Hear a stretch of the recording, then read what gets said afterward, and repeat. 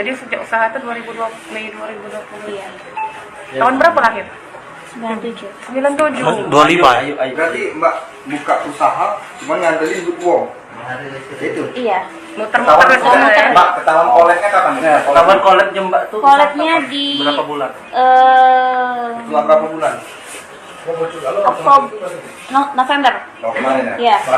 Nanti sudah berjalan berapa bulan Mbak usahanya? Dari usahanya lancar, memang lancar. Koleknya di Oktober.